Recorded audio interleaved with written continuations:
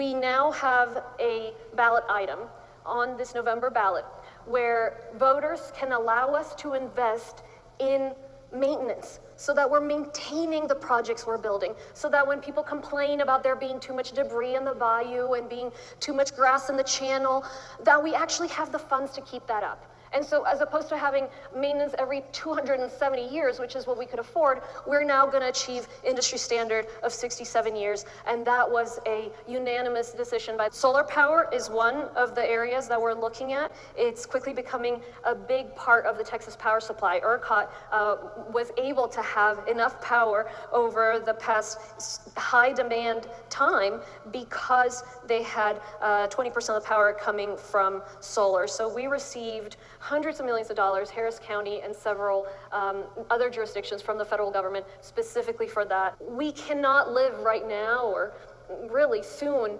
in a future without oil, without plastics, etc.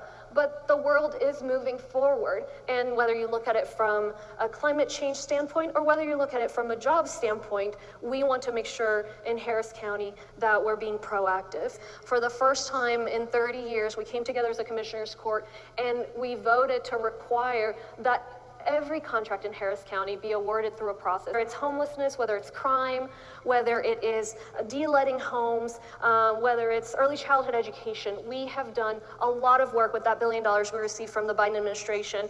Many are pilot programs. Many will be discussing this budget season to identify which ones are worthwhile expanding. And as we have 5,000 new high-quality early childhood education slots in our community for kids and to help those families, and been able to increase salaries for all of our law enforcement officers. We're down 11%, aligning with the national trend.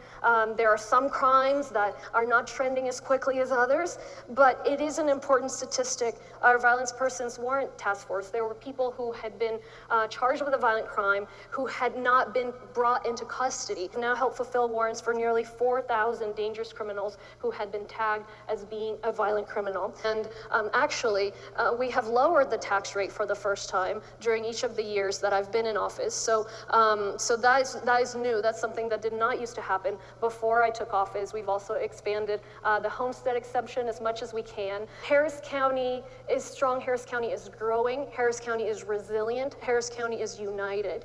Is it perfect? No, it's not perfect. But the fact that so many people continue to move here, even in the face of the floods and the fires and the freeze and whatnot,